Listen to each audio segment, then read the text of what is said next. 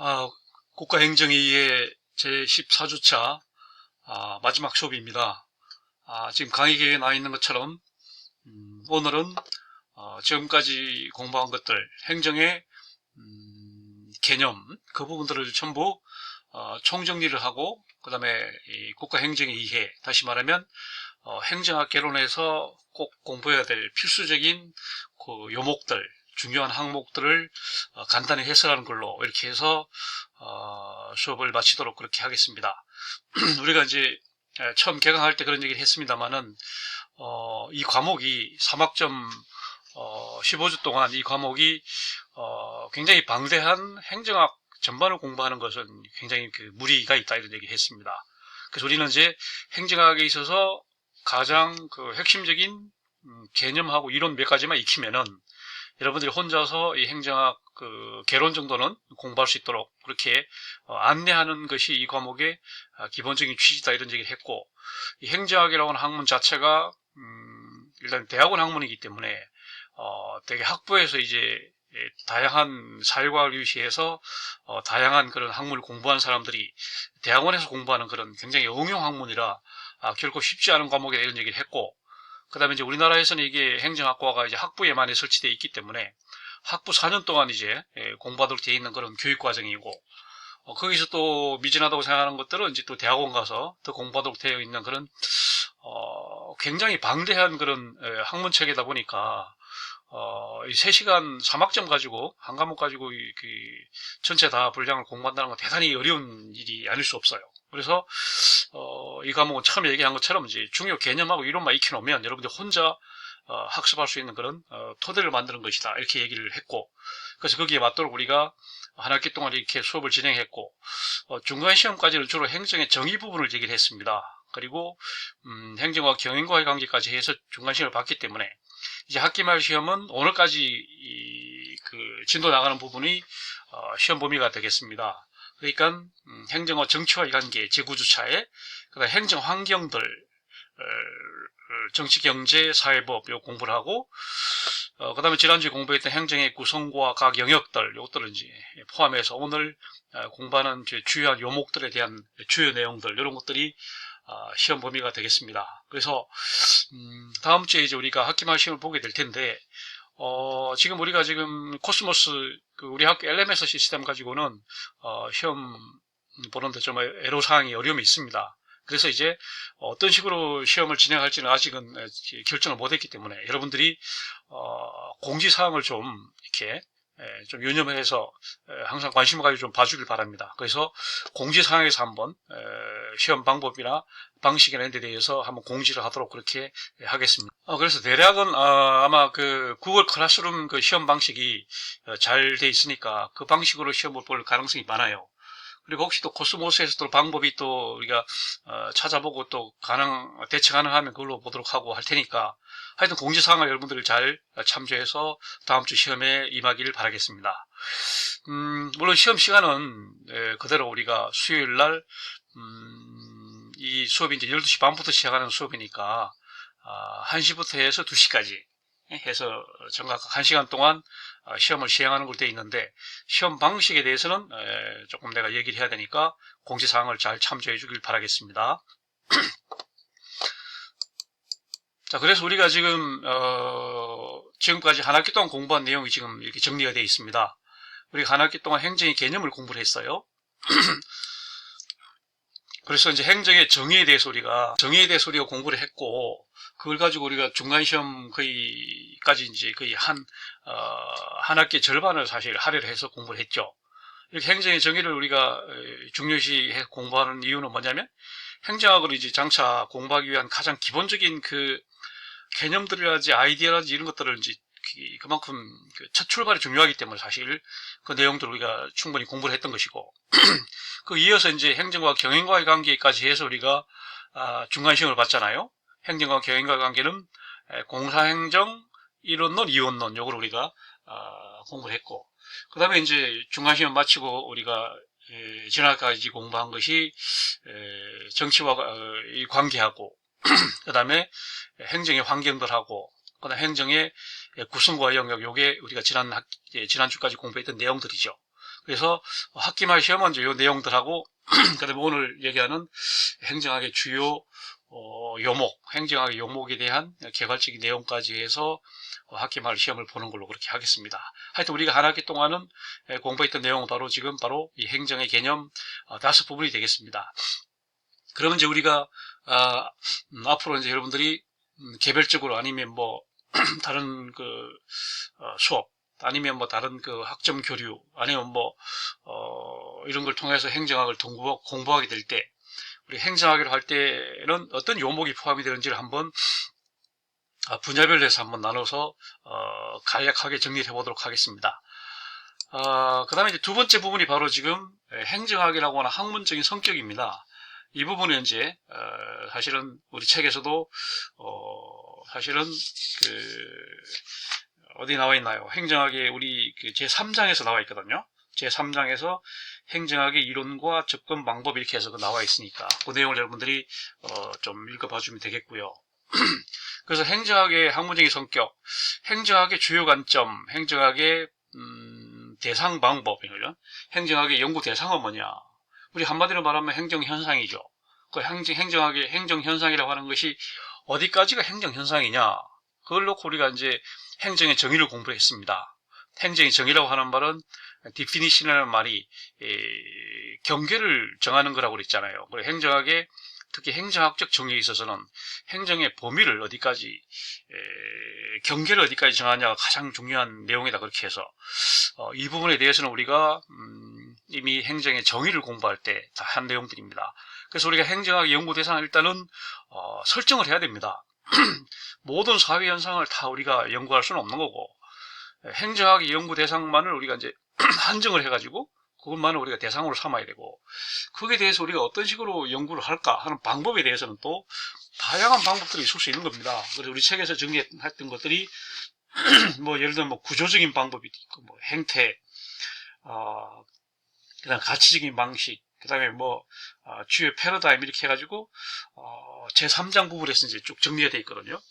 그래서 행정학의 연구 방법은 굉장히 다양한 연구 방법이 있을 수 있다.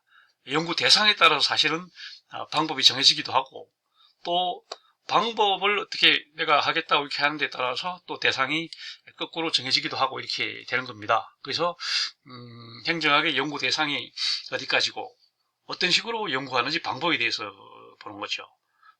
그 다음에 행정학에 있어서는 주요 개념들, 용어들을 한번 정리해 보니까 이렇게 돼요.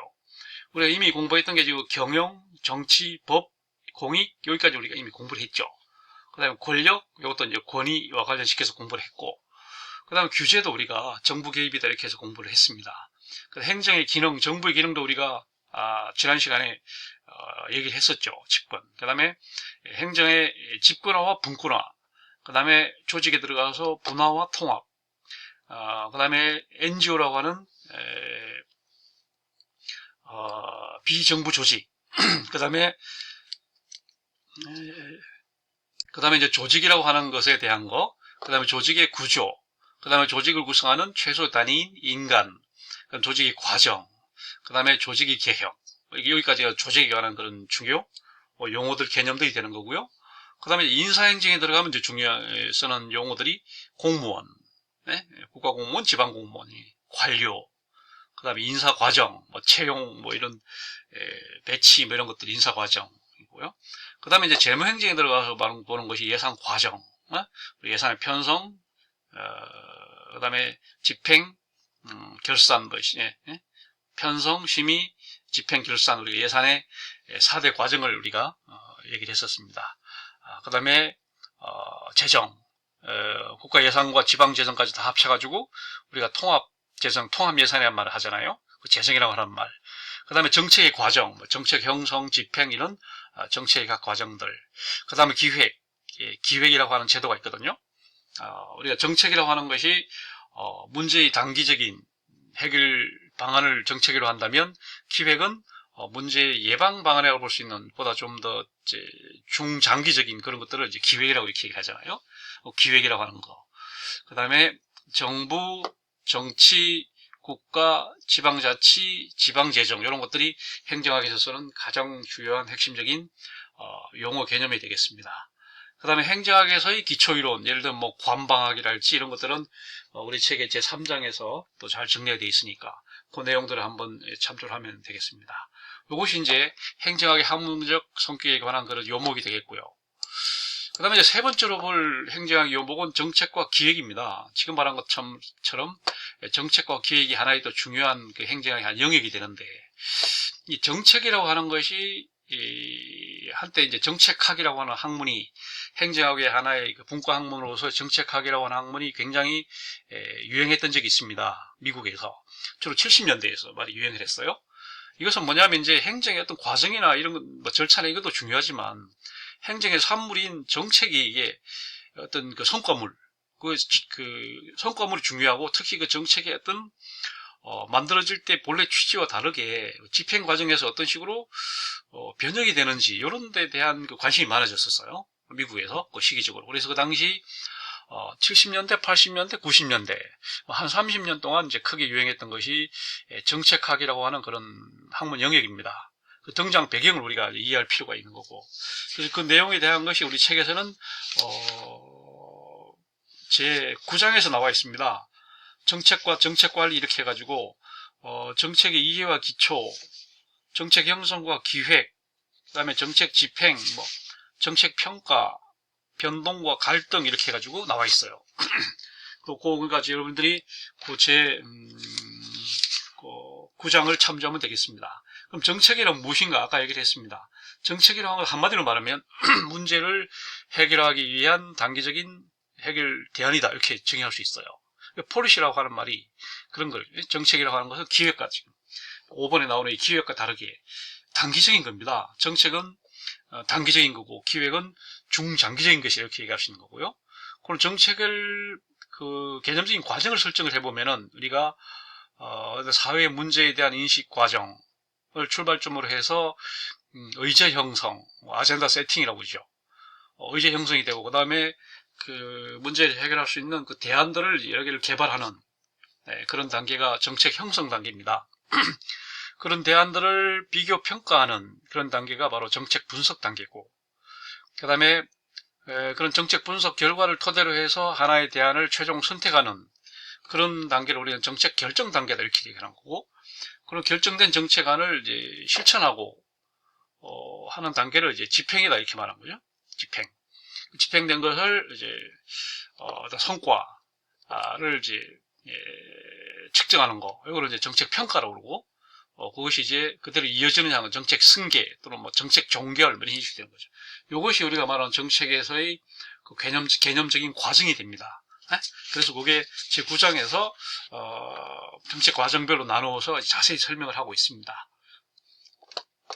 그 다음에 우리가 하나 볼 것이 기획이라고 하는 겁니다. 기획이 굉장히 중요하죠. 지금 현재 우리나라도 지금 기획재정부라고 하는 부처가 있고, 경제부처 중에 제일 이제 우선이고, 기획재정부 장관이 부총리입니다. 그만큼 기획과 재정은 굉장히 중요한, 국가의 기능 중에서도 특별히 중요한 것이고, 그리고 기획이라고 하는 것을 우리나라는 이제 1961년에 경제기획원이라고 하는 기구가 설치되면서 기획을 굉장히 중요시해왔고, 그런 경제기획의 덕분에 우리가 고도성장을 계속 이어와서 오늘날 이렇게 OECD 선진국까지 갈 수 있다 이렇게 이제 얘기를 하는 겁니다.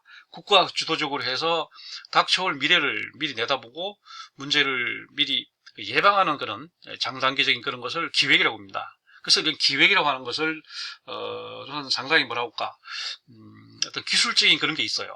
기획 업무에 종사하려면은 좀 뭐랄까 기획에 대한 테크닉을 좀 알아야 됩니다.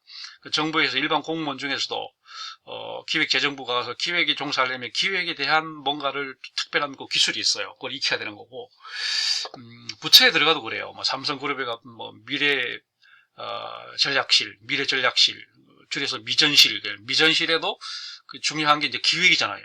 삼성의 미래. 앞으로 삼성이 계속 반도체와 가정과 모바일만 갖고 계속 삼성이 지속할 수 있냐?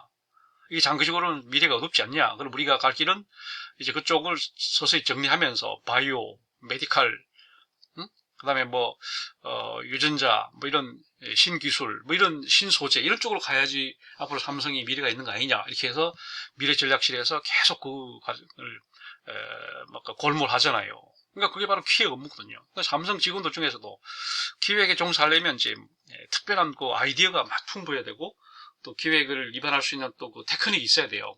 그래서 기획부서에 종사하려면 마찬가지입니다. 대학에도 이제 교무처가 있고 학생처가 있고 있는데 기획처가 있습니다. 그 기획처 직원들은 학생 교무와 다르게 특별한 그 기획에 대한 어떤 노하우가 있어야 돼요. 그래서 기획은 그런 좀 특별한 그런 국면이 있다, 이런 얘기를 하는 거고요. 그 다음에 기획의 유형이 또 여러 가지가 있어요. 기획을 할 때는 체계적으로 이렇게 해야 되고, 그 다음에 기획을 할 때는 예산이 항상 첨부가 돼야 되고, 그 다음에 그 예산을 어떤 식으로 확보할지를 확보 방안이 나와야 됩니다. 그래야 제대로 된 기획이 되는 거고, 그리고 또 기획이 되려면 장기적인 5년 이상의 기획이 되다 보니까 연차별로 또 연차별 계획이 따라와야 됩니다. 장기 5년 계획 안에 연차별 계획이 5개가 들어가야 되는 거고, 그 다음에 이제 또 2년, 3년 지나면서 5년 계획이 약간 변형이 될 수 있습니다. 상황이 변하면. 그때 또 들어갈 수 있는 게 연동 계획이라고 해서, 본래 5년 계획을 약간 바꿔주는 건 또 연동 계획이라는 것도 또 롤링 플랜이라는 것도 또 나와야 되는 것이죠. 그 기획이라고 하는 게 이게 대단히 복잡하고 전문적인 그런 과정이 되는 것이고, 그래서 우리가 이제 그 교육부에서 지금 각 대학을 평가할 때 관심 있게 보는 것이 그 각 대학이 갖고 있는 장기 발전 계획입니다. 이 대학은 정말 비전이 있고 구체적인 계획이 있고 장기적으로 발전할 가능성이 있느냐, 이걸 일단 기획을 보면 딱 알거든요. 예? 아까 말한 것처럼 체계적으로 돼야 되고, 예산이 분명하게 뒷받침이 되어 있어야 되고, 그 예산을 어떻게 확보할지 그러니까 분명하게 나와야 그게 계획이 되는 거지, 그냥 미사여구만 이렇게 진열해 놓는다고 이게 될 수가 없는 거고, 그 다음에 아까 말한 것처럼 장기 발전 계획이 5년 있으면 중단기 발전 계획이 또 5개가 구비돼야 되고, 또 그것들을 서로 연결해주는 또 연동 계획이라는 게 또 들어가지 않으면 이 계획은 그야말로 그냥 말잔치밖에 안 되는 거니까, 이 계획을 보면은 그 학교의 미래가, 그 계획을 보면 그 기업의 미래를 금방 알 수 있다는 얘기예요. 그만큼 기획이 중요하다는 그런 얘기입니다. 그래서 우리나라에서는 아까 말한 것처럼 기획재정부도 있지만 대통령 소속 정책기획위원회라는 게 있습니다. 있어가지고 대통령한테 항상 자문을 합니다. 단기적으로 이런 문제를 해결해야 되는 정책, 장기적으로 우리가 입안해야 되는 기획, 정책기획위원회에서 계속 이제 대통령한테 제안을 하는 것이요. 우리가 멀리 봤을 때 20년 뒤, 30년 뒤 봤을 때 우리 한반도가 계속 이런 상태로 갈 거냐, 결국은 장기적으로 봤을 때는 어려움이 계속 있겠지만 결국은 남북 화해, 경협, 경제 협력으로 갈 수밖에 없는 상황이란 거죠. 결국은 그러면 그런 경협, 그 다음에 전면 교류 이런 걸 염두에 둬가지고, 그러면 기간 도로망, 기간 철도망, KTX 이런 고속철도망을 그러면 북한은 어떻게 뚫을 건지, 어떤 식으로 특화를 하고 어떤 식으로 산업개발, 이런 계획을 세워놔야 되거든요. 네? 물론 그렇게 안 갈 수도 있지만 그렇게 가능성이 상당히 농후하다는 얘기죠. 그래서 결국은 그런 멀리 내다보고 할 수 있는 그런 기획이 대단히 중요하다, 그런 얘기가 되겠습니다. 그 다음에 네 번째 이제 행정학 요목은 바로 조직 영역입니다. 어떻게 보면 가장 이론적인, 가장 핵심적인 부분이라고 볼 수 있겠는데, 이 조직이라고 한 게 뭐냐? 그러니까 우리가 이제 조직을 가장 크게 보면 대한민국 정부 조직이라는 게 큰 조직이 있습니다. 그리고 또 그 정부 조직 안에도 각 부처별로 또 단위 조직이 있고, 또 그 부처별로도 국과 이런 단위의 또 조직이 있잖아요. 그러니까 조직이라고 하는 것은 굉장히 위계를 가지고 이렇게 돼 있기 때문에 굉장히 추상적인 그런 개념이다 보니까 조직을 우리가 굉장히 중요시하는 거죠. 조직의 개념을 보고, 그 다음에 조직 이론이 어떻게 전개되어 왔는지, 이런 것들은 이제 우리 또 굉장히 중요하기 때문에 우리 책에서는 조직에 관한 내용을 우리 책에서는 제5장과 제6장 이게 장으로 나누어 가지고 자세히 정리를 하고 있습니다. 거기서 조직 이론들이 고전 조직 이론, 신고전 이론, 현대 이론 이런 3단계로 거쳐왔다는 걸 이제 얘기해 주고 있고요. 그 다음에 조직의 두 측면이 이제 구조와 과정입니다. 구조랑은 직제가 짜여져 있고 계층제가 되어 있고 이런 게 구조가 되겠고, 과정은 뭐 의사결정 과정이랄지, 뭐 갈등 해소 과정이랄지, 뭐 이런 것들은 이제 그 과정이 아닙니까? 뭐 커뮤니케이션, 뭐 의사소통이랄지 이런 것들. 그러니까 구조와 과정을 서로 동전의 양면처럼 그렇게 가는 건데, 굉장히 중요한 요소가 바로 구조와 과정이고, 그 다음에 조직을 구성하는 최소의 단위가 이제 인간 아닙니까? 그래서 우리는 그거를 조직인이라고 그래서, 그럼 어떤 인간이 조직 생활에 이상적인가? 인간의 뭐 인식이랄지 개성이랄지 그런 그 인간 그 심리학적인, 그 사회 심리학적인 측면에서 즉 접근하는 것이 바로 이 조직인이고요. 그 다음에 조직 동태라고 해서 이제 조직이라고 하는 것은 항상 이게 변하잖아요. 그대로 있는 조직은 없습니다. 그럼 어떤 식으로 변하는지, 조직이 개혁, 혁신, 발전, 뭐 이런 현상들을 보는 것이 조직 동태가 되겠고요. 또 하나가 이제 조직의 원리로서 관료제입니다. 여러 번 얘기합니다만 관료제는 대규모 조직에서 나타나는 보편적인 현상을 관료제라고 봅니다. 관료제는 정부 조직은 물론이고 대기업이나 병원이나 연구소나 이런 대형 조직에서는 공통적으로 나타나는 계층제랄지 문서주의랄지 그다음에 전문 직업주의랄지 그다음 공사구별이랄지 이런 것들은 어디에서 나타나는 그런 현상들이기 때문에 이런 것들을 우리는 관료제다 이렇게 말한 거죠. 그래서 관료제는 막스 베버가 처음에 관심을 가졌지만 지금도 전 세계에서 가장 보편적인 일반적인 원리로 받아들여지고 있습니다. 관료제에 갖는 여러 가지 문제점도 있고 무산이라고 변화에 기민하지 못하고 이런 문제점도 있지만 가장 안정적인 표준화된 업무 처리 절차이기 때문에 관료제를 우리가 공부하지 않을 수가 없어요. 그래서 이 관료제 부분은 또 따로 떼어서 3학년 때나 4학년 때쯤 행정학과 학생들은 3학년 4학년 때쯤 이제 관료제를 따로 공부하고 사회학과나 경영학과 학생들도 관료제를 굉장히 중요시해서 따로 이제 독립된 과목으로 공부할 정도로 중요한 영역이 바로 관료제입니다. 그 다음에 이제 특수한 조직 형태를 또 우리가 조직 중에 정부 조직 가운데서도 공기업 얼마나 다양한 형태의 공기업들이 있습니까? 중앙정부의 공기업, 지방정부의 공기업, 그 다음에 공기업도 또 자회사가 있습니다. 한국 KBS 한국방송공사가 있고 한국방송공사에 딸린 한국방송광고공사라고 하는 또 자기업도 있고 한국전력이라고 하는 공기업이 있고 한국전력 기술주식회사라고 하는 또 자기업도 있습니다. 이런 식으로 굉장히 복잡한 게 공기업이다 보니까 공부를 해야 되고 영조물 같은 거, 그 다음에 준정부 조직 같은 거 이런 것들이 이제 특수한 조직 형태이기 때문에 이런 것들로 다 우리 이제 관심 영역이 되는 것입니다. 그 다음에 이제 5번째 행정학 요목은 인사 쪽입니다. 인사행정, 공무원 제도입니다. 여기서 이제 핵심적인 것은 인사행정의 발달 과정이죠.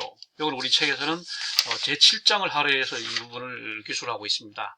거기서 이제 우리가 봐야 할 것은 인사행정의 출발점은 역관주의였다. 정실주의였다는 거죠. 역관주의 여러 번 얘기했습니다. 관직을 사냥한다는 거. 미국에서 잭슨 때 역관주의가 이제 크게 유행을 했었고, 그 다음에 역관주의가 사실 그 당시 도입이 된 것은 또 장점이 있었습니다. 그 전에 뭐라고 하면 특정 그 사람들이 이해한 관직 독점을 깨기 위해서 이제 역관주의를 뒀습니다. 그랬더니 이제 정권이 바뀔 때마다 공무원들이 바뀌고 하면서 이제 백인들만 공무원이 되는 게 아니라 흑인도 되고 유색인종도 들어가고 해서 이런 좋은 점이 있었습니다. 근데 시간이 좀 지나고 나서 보니까 이제 정권이 바뀔 때마다 또 이제 공무원이 바뀌니까 이렇게 되면 이제 행정의 연속성이나 그다음에 미리 예측 가능성이 떨어지고 사회가 불안정하니까 이렇게 되면 안 되겠다 해서 직업공무원제, 실적주의 공무원제로 넘어갔다 이런 얘기를 했습니다. 인사행정 크게 이런 식으로 이제 변화되어 왔고, 그리고 역관주의가 갖는 것과 실적주의가 갖는 것의 장단점이 따로 있습니다. 실적주의라고 다 좋은 것은 아니고 역관주의라고 다 나쁜 게 아닙니다. 그래서 오늘날도 정치적으로 임명하는 뭐 장관, 차관 이런 사람들은 여전히 역관주의식으로 공무원을 임명합니다. 그러나 중하급 하위 공무원들은 이제 실적주의로 관리를 합니다. 이것은 어디까지나 두 제도가 갖고 있는 장단점이 있기 때문에 그런 거거든요. 그래서 그런 발달 과정, 그 다음에 이제 인사제도에서 인사기관이 있습니다. 국가공무원과 지방공무원이 있어서 국가공무원의 인사권자는 대통령이고 지방공무원의 인사권자는 그 시도지사입니다. 그러니까 이제 그러면 중앙에서 인사를 담당하는 곳은 지금 우리나라는 지금 행정안전부 그래서 이제 관장을 하고 있고, 그다음에 지방도 있고, 인사를 담당하는 기관이 있습니다. 인사기관은 굉장히 공정해야 되고, 일단 공정함, 그 다음에 독립적이어야 되고, 뭐, 당연한 거죠. 그 다음에 인사에 관련된 법률들, 국가공무원법, 지방공무원법 이런 거 지난번에 다 정리를 했습니다. 그 다음에 공무원 분류제도 지난번에 표로 한번 정리를 했죠. 직위분류제, 그 다음에 계급제가 있습니다. 그 다음에 공무원의 분류, 여러 가지 유형으로, 기준으로 공무원을 분류할 수 있다. 이거 우리 지난번에 다 얘기를 했습니다. 인사 과정이 있습니다. 공무원을 채용할 때 공고를 내서 모집을 절차에 들어가서 시험을 보고 채용 충원을 하고, 그 다음에 이 사람들의 교육, 훈련, 근무 성적 평점이죠. 근평, 승진, 전보 같은 이런 능력 발전 절차가 있고, 그들에게 동기를 부여하고, 보수, 급여를 제공하고, 잘못하면 징계를 하고, 그 다음에 퇴직 이후에는 연금을 지급하는, 이런 과정을 우리는 인사과정이라고 그래서 그 내용들에 관한 것들입니다. 그게 제 7장에 이제 나와 있으니까 참조하면 되겠습니다. 그 다음에 이제 공무원과 관련된 하나가 이제 공직윤리입니다. 공무원들은 일단 정치적으로 중립을 지켜야 되고, 밑에 나온 것처럼, 그 다음에 노동운동도 전면 노동운동을 허용하기는 상당히 어려운 점이 있습니다. 그걸 이해를 해야 되고, 공무원들은 국가에 충성 의무가 있습니다. 그 다음에 공무원들은 신분 보장이 돼야 됩니다. 그래야 소신껏 일을 하고 전문성을 쌓을 수가 있고, 그의 권위를 존중받을 수 있는 거죠. 그 다음에 공무원들은 깨끗해야 됩니다. 부패하지 말아야 되고, 그 다음에 공무원들이 너무 권한이 큽니다. 재량권이 커서 국민들이 통제하기 어렵습니다. 지금 여러분들 보고 있잖아요. 검사, 판사 오면은 검찰 공무원이고 법원 공무원입니다. 그렇지만 이 사람들이 하는 걸 보면 국민으로부터 통제를 안 받고 있습니다. 이게 지금 문제라는 거죠. 그래서 이런 문제를 벗어나기 위해서 선진국에서는 검사나 판사를 선거로 합니다. 그래서 선거 국민들이 이제 통제를 한 거예요. 선거를 통해서 그 사람을 통제를 할 수가 있는데, 우리나라 지금 판사 검사는 예전 같으면 이제 고시를 합격을 해서, 지금 같으면 변호사 시험에서 이제 해서 한번 임용이 되다 보니까 이 사람들을 통제할 수 있는 길이 없어요. 그래서 지금 행정 통제가 이게 굉장히 큰 문제고, 선진국에서는 선거로 인해서 선거제도로서 행정 통제를 이루었지만 우리는 아직도 안 됩니다. 장기적으로는 아마 판사 검사도 아마 선출제로 가는 길이 이래야 되지 않을까 생각하고, 경찰청장, 지방경찰청장, 경찰서장도 주민들이 선거로 하도록, 좀 번거롭긴 하지만 그래야 통제가 되는 거죠. 통제가 지금 하면 됩니다. 그래서 이런 문제가 이제 책에 나오는 내용들이고요. 그 다음에 6번째 이제 요목은 재무행정 쪽입니다. 이거는 이제 우리 책에서는 제8장에서 예산과 재정관리 이렇게 해서 나와 있습니다.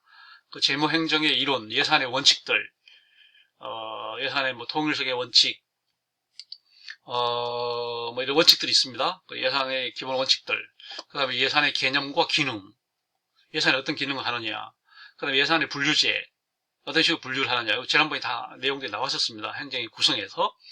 그 다음에 예산의 제도, 이것도 지난번에 다 한번 정리를 했었죠. 그 다음에 예산 결정 이론, 뭐 크게 둘로 나눠지죠. 점정주의와 제로 베이스. 점정주의는 예산을 결정할 때 작년 예산을 토대로 해서 조금씩 늘리 잡는 걸 점정주의라고 합니다. 이것은 굉장히 편리하고 안정적인 그런 장점이 있지만 근본적인 변화를 기대할 수 없다는 또 문제점이 있기 때문에, 그래서 나온 것이 바로 0기준 예산입니다. 제로 베이스. 0에서 시작해서 새로 예산을 짜는 겁니다.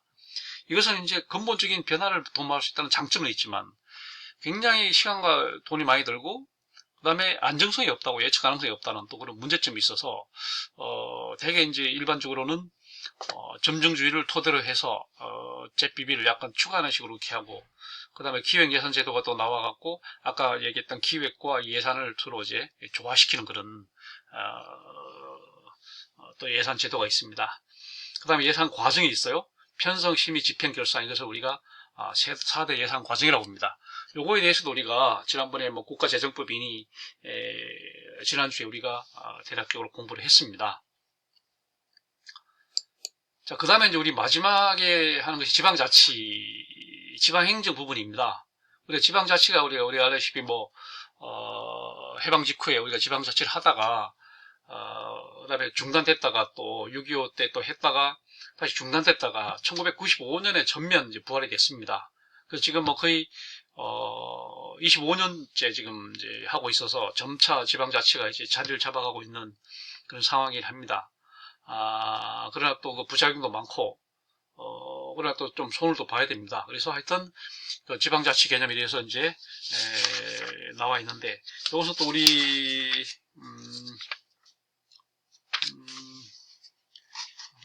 책에서도 이제 지방자치 부분은 제 10장에서 지방자치와 지방정부 이 부분에서 또 구체적으로 쓰고 있으니까 그 내용들 한번 보면 됩니다. 지방자치제도는 층위, 우리가 말하는 것처럼 기초지방정부, 그 다음에 광역지방정부, 이렇게 우리는, 그 다음에 중앙정부에서 우리나라는 어떻게 보면 3층제로 되어 있는 거고, 우리나라는 이제 기관 대립형이 돼가지고 지방자치단체장이 있고 지방의회가 있어갖고 서로 상호 견제하도록 이렇게 되어 있습니다. 이게 이제 나라마다 이제 우리나라 대통령 중심제 형태죠. 그러나 의원 내각제 형태는 이제 그렇지 않습니다. 이게 나라마다 좀 차이가 있는 거고요. 그 다음에 중앙과 지방 사이에 어떤 식으로 기능 배분이 돼 있냐, 이런 것들이고, 그 다음에 지방자치 역사, 아까 말한 것처럼 우리나라 지방자치 시작이 됐고, 그 다음에 이제 최근에 와서는 지방교육자치를 같이 하고 있습니다. 그리고 좀 더 가면 이제 자치경찰제가 또 도입이 된다고 그럽니다. 지금은 이제 국가경찰만 있지만 앞으로는 자치경찰제가 또 시행이 된다고 그러고, 아까 말한 것처럼 지금은 서울시장과 구청장만 뽑지만 앞으로는 서울시 경찰청장, 그 다음에 각 경찰서 서장, 그 다음에 서울의 그 지청장, 뭐 중앙지검, 그 다음에 남부지검, 서부지검 이렇게 되니까 지검의 그 지청장도 이제 선거를 하게 하고, 그 다음에 법원, 지원장, 남부지원, 서부지원하는 그 고등법원 그 원장도 선거를 하게 하고, 대법원장도 선거를 하게 하고, 이렇게 되면 검찰총장도 이제 선거를 하게 하고, 이렇게 되면 우리가 완전히 검찰총장을 이제 문민 통제가 가능해지는 거죠. 국민들이 검찰총장, 대법원장을 이제 통제를 할 수 있는 겁니다. 지금 통제가 안 되잖아요. 그 임용권자의 정권이지 국민이 어떻게 임용해라, 해임하라 요구해도 전혀 이제 영향이 없는 그런 상황이라 앞으로 지방자치는 더 확대될 걸로 이렇게 예상이 됩니다. 이렇게 작은 나라에서 무슨 지방자치가 필요하냐 이런 얘기를 합니다만은 그건 아니고요. 중앙정부는 그야말로 국방과 외교만 하고 나머지는 전부 지방정부가 하도록 이렇게 지방자치는 더욱더 확대돼야 되고, 그리고 앞으로 이제 남북 통일이 되고 그러면 이제 지방자치는 더 이제 필요성이 더 커지겠죠. 그래서 우리가 선진국형 지방자치로 가려면 아직도 갈 길이 멀다 이런 얘기 되어 있습니다. 그 다음에 지방재정은 이제 우리가 지방세라고 하는 게 있어가지고, 지방세를 걷어서 각 지방별로 이제, 뭐랄까요, 재정을 이제 맞춰야 되는데, 이게 부족하기 때문에 중앙정부에서 이제 지방교부세랄지, 그 다음에, 국고보조금을 통해서 메꿔주는 형태가 되어 있는데, 이것도 앞으로 이제 중앙지방의 어떤 조정을 통해서 보다 안정적으로 이렇게 편성이 돼야 될 걸 보이고요. 그 다음에 아까 얘기했습니다만은 지금 우리가 기능자치로서 지금 유일하게 하고 있는 게 이제 교육자치를 하고 있습니다. 시도별로 이제 교육감을 뽑고, 유치원, 초, 중고등학교까지를 그 교육자치에 넣고 있습니다.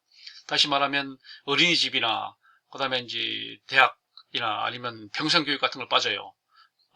지금 말한 것처럼 이제, 이게 말하는 일선 학교, 유치원, 초, 중, 고등학교까지만 이제 교육자치를 하고 있는데, 이게 이제 바람직하냐, 전 세계적으로 이 정도의 교육자치를 하고 있는 나라가 있느냐, 없다는 거죠. 우리 한국만이 유일하다는 거예요. 미국이나 일본 같은 일부 있긴 하지만 우리처럼 이렇게 하진 않고 있고, 그다음 미국, 일본이 교육자치를 하는 이유는 그 땅은 넓고 이제 인구가 적다 보니까 그 자치구역을 하나로 묶으려다 보니까 교육자치를 하는 거지. 우리처럼 이 자체 교육 그 자치를 위한 교육자치를 하는 데는 없다는 거예요. 그래서 앞으로는 이것도 우리가 손질을 해서 일반 지방자치를 흡수를 시키는 식으로 나아가게 되고, 그 다음에 이제 자치경찰제가 도입이 되면 같이 그런 식으로 해야 되고, 그 다음에 이제 지방자치 영역을 계속 기능자치 영역을 늘려가긴 해야 되지만, 이것이 기본적으로 유기적인 관계가 유지가 돼야 되고, 어떤 뭐 특정한 어떤 이해관계로 교육자치를 계속 끌어가고 이래서는 안 되는 것이죠.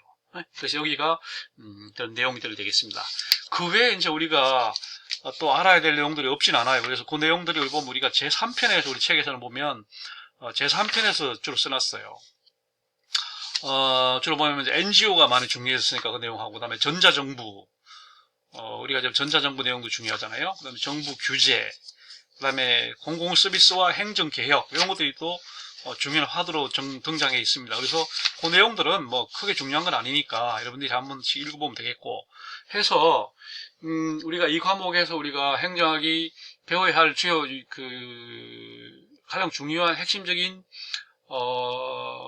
개념과 이론에 대해서 공부를 했기 때문에 행정의 개념을 우리가 충분히 공부를 했다고 자부를 하고, 그걸 토대로 해서 이와 같은 행정학의 각 요목을 여러분들이 좀 더 심화학습을 할 수 있는 그런 토양이 만들어졌다고 이렇게 볼 수 있기 때문에, 이 과목은 이 정도로 해서 이제 끝내는 걸로 해도 여러분들이 추가적으로 또 학습을 할 수 있고, 공무원 시험이나 이런 실용적인 또 준비도 할 수 있고 나올 수 있다고 봅니다. 그래서 이 수업은 이렇게 해서 마치고, 다시 한번 광고합니다만은 학기말 시험 방식에 대해서는 여러분들 공지사항을 좀 참조를 해서 일단 시험 날짜는 정확하게 수요일날, 다음 주 그러니까 9일날이죠. 9일날 수요일날 오후 1시부터 2시까지 1시간 동안 시험 보는 거니까 그 방식에 대해서는 여러분들이 공지사항을 꼭 참조해 주길 바라겠습니다. 자, 한 학기 동안 정말 어려운 과목이었습니다. 국가행정이해라는 과목, 그 대학원에서 배워야 될 과목을 지금 현재 1, 2학년 학생들이 공부하기 상당히 어려운 부분이었고, 하지만, 어렵게 공부하면 또 그만큼 보람이 있는 거겠죠. 그리고 이 시간에 공부한 것을 토대로 해서 여러분들이, 뭐 사회복지학과 학생들 같으면 앞으로 사회복지 행정정책, 법제관 공부하는 데 큰 도움이 되길 바라겠고, 여타 학생들도 뭐냐면 무슨 공무원 준비나 아니면 진학이나 취업에 대해서 큰 도움이 되면 좋겠습니다. 자, 이번 수업은 이상으로 마치겠습니다. 여러분 한 학기 동안 고생 많았습니다.